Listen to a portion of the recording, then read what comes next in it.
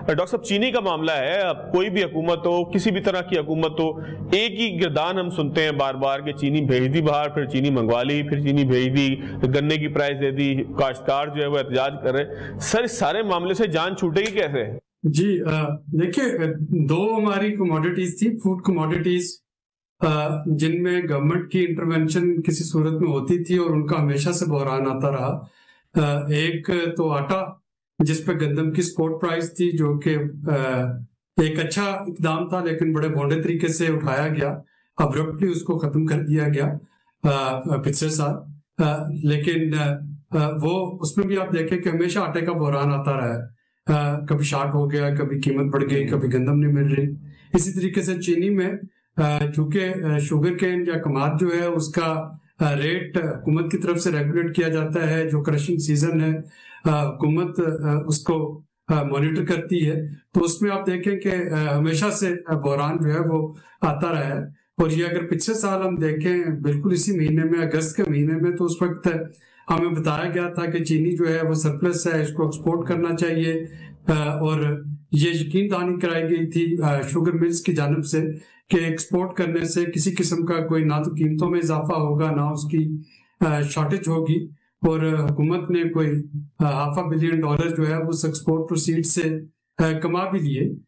और अब ठीक 1 साल के बाद हम जो है ऑलरेडी आज की जो खबर है कि 2 मिलियन टन का जो है इम्पोर्ट ऑर्डर वो प्लेस कर दिया गया है। अभी प्राइवेट सेक्टर के जरिए है, उसकी तफसीलात नहीं डिस्क्लोज की गई, लेकिन वो प्लेस हो गया है। तो आखिर मामला क्या है? दूसरी तरफ आप तीसरी तरफ देखें तो फूड सिक्योरिटी मिनिस्ट्री आपको बता रही है कि मुल्क में चीनी का स्टॉक जो है वो मौजूद है, और होल्डिंग जो थी उसको डिस्करेज करने के लिए छापे मारे जा रहे हैं, और गोदामों से चीनी जो है वो भी बरामद की जा रही है।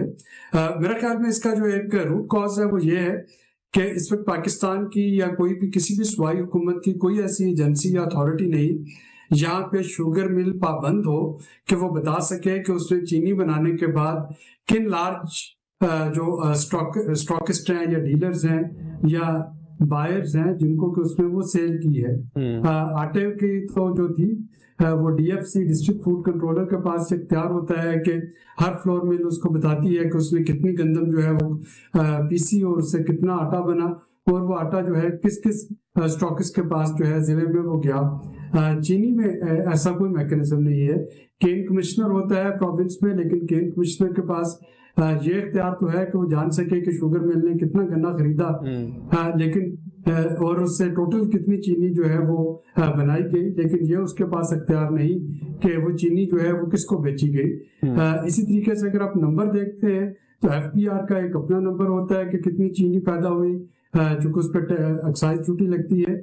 जो मिनिस्ट्री ऑफ फूड सिक्योरिटी का एक अपना नंबर होता है, मिनिस्ट्री ऑफ इंडस्ट्रीज का एक अपना नंबर होता है, और जो एप्समा है, all Pakistan sugar mill association, उसका एक बिल्कुल अपना नंबर होता है।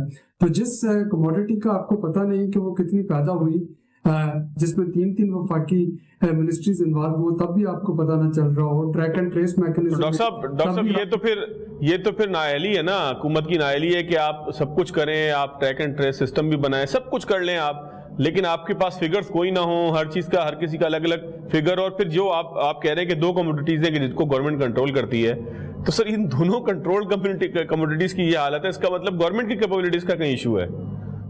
देखिए ना, मैं यही लॉजिक जो है वो दोहराना चाह रहा हूँ कि हमें मकई की कीमतें, घी की कीमतें, दालों की कीमतें, दालों की शॉर्टेज, इसमें क्यों कोई प्रॉब्लम क्रिएट नहीं होता है? वो महंगी होती है लेकिन मिलती रहती है, कभी शॉर्टेज नहीं होता है, क्योंकि प्राइवेट सेक्टर डिमांड सप्लाई के मुताबिक वो इंपोर्ट कर रहा है, वो सप्लाई दे रहा है, कंपटीशन है, कंज्यूमर्स हैं। चीनी में एक तो चूंकि शुगर जो है शुगर मिल ओनर्स ये हर अहद में हुकूमत में होते हैं, किसी भी सियासी इसी क्वेश्चन को मैं डॉक्टर साहब मुझे जरा एक बात समझा दें, क्योंकि हम एकेडमिक बात कर रहे हैं ना सर, हम पॉलिटिकल बात नहीं कर रहे। मैं यही समझना आपसे चाह रहा हूं कि ये हुकूमतों में होने की वजह से ये मामला है, आखिर वजह क्या है? हमने शुगर के ऊपर कंट्रोल क्यों रखा हुआ है? हम गंदम का चले एक समझ में आता है कि ये एक ऐसी बेसिक चीज है कि जैसे रोटी पे भी डलना है, बन में भी डलना है, गंदम की बहुत बाय प्रोडक्ट्स, मतलब मैं चले कहता हूं कि एक लम्हे को हम तस्वुर कर लें कि जी गंदम का ताल्लुक मुल्क के अंदर कहत से है, उसकी फूड सिक्योरिटी से है, उसकी कंजप्शन इतनी ज्यादा है कि उसके ऊपर गवर्नमेंट का कंट्रोल होना चाहिए। चले फेयर, एक मिनट को गंदम को हम छोड़ देते हैं, लेकिन सर चीनी की लॉजिक क्या है इसके पीछे गवर्नमेंट के कंट्रोल की? अच्छा देखिए, गंदम पे पेट्रोल खत्म हो गया। अब गंदम जो है वो डीरेगुलेटेड है। पिछले साल भी उसकी प्रोक्योरमेंट नहीं हुई थी और अब भी नहीं होगी। स्क्रैप कर दिया गया है ये जो गंदम खरीद के फ्लोर मिल्स को देना, फ्लोर मिल डायरेक्ट खरीदनी होगी। तो अगर वहां पे जो कंट्रोल खत्म हो सकता है, इतनी जो सीरियस आपकी कमोडिटी है, तो शुगर पे हमें थोड़ा सा ऑल्टरनेटिव थिंकिंग जो है उसकी तरफ जाना चाहिए। असल में जो हुकूमत मजबूर हो जाती है यहाँ पे आके इसमें इंटरफेयर करने के लिए, to be fair with government, हुकूमत की कोशिश होती है कि क्रशिंग सीजन जल्दी स्टार्ट हो। हमारे पास जो कमाद की पैदावार है सिंध से लेके खैबर पख्तूनख्वा तक, उसकी मुख्तलिफ जो वैरायटीज हैं वो थोड़े थोड़े वक्फे पे आ रही होती है। हुकूमत की कोशिश होती है कि ये क्रशिंग जल्दी शुरू हो। शुगर मिल की कोशिश होती है कि क्रशिंग जो है वो लेट स्टार्ट हो, ताकि गन्ने में इतने शुगर कंटेंट आ जाए कि उनको क्रश किया जाए। फार्मर जो है, फार्मर की डिमांड होती है कि जो ही शुगर मिल जो है वो गन्ना परचेज करे, फार्मर को पैसे मिल जाए ताकि वो कैप्टिव बाइंग का जो सिलसिला है वो ना हो सके।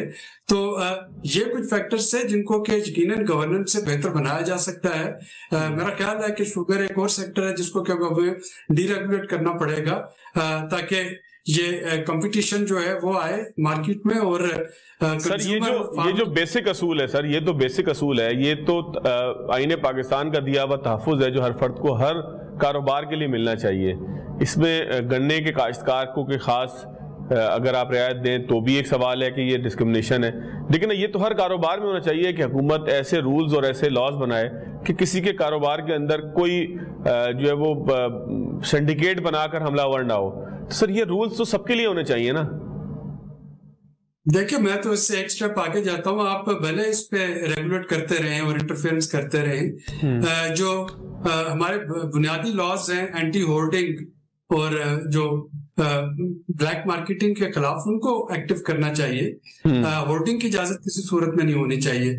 अब जखीरा अंदोजी में होता क्या है कि आपको नहीं पता कि शुगर मिल से जब चीनी बनी कितने उसके जो है वो एक्टिव बायर्स हैं और कितने हैं जिन्होंने सिर्फ डॉक्यूमेंट्स में बाई किया है। वो चीनी जो है वो वहीं पे उसी प्रेमिसेस में पड़ी रहती है। जो किताबों पे बायर्स होते हैं वो तब बाहर आती है जब उसका रेट चढ़ता है।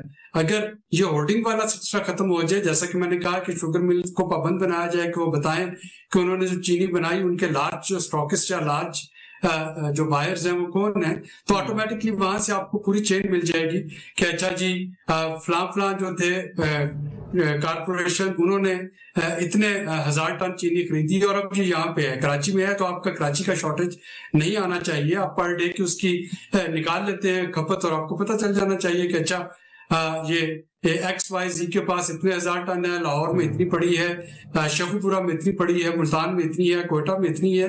तो अगर आपको उस पूरी सप्लाई चेन का एटलीस्ट जो पहला सिरा है वो आपके पास डॉक्यूमेंटेड है, तो अगले सिरों को पकड़ना मुश्किल नहीं होता है।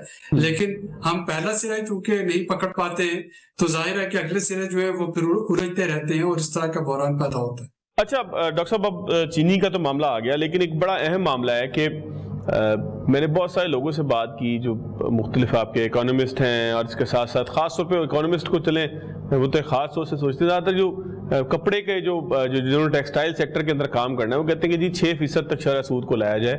अभी इस वक्त 11% है जो बहुत ज़्यादा है, और इसके अलावा बहुत सारी चीज़ें ऐसी हों कि जिसके अंदर फ्यूल के प्राइस हैं, यानी कि गैस जो इस्तेमाल होती है और बाकी जो चीज़ें हैं, एनर्जी प्राइसेस इसको आम अल्फाज में कह लें, ये कम होंगी तो हम टैरिफ में किसी का मुकाबला कर सकेंगे, क्योंकि वियतनाम और बांग्लादेश को थोड़े से फर्क के साथ हराना मुश्किल है।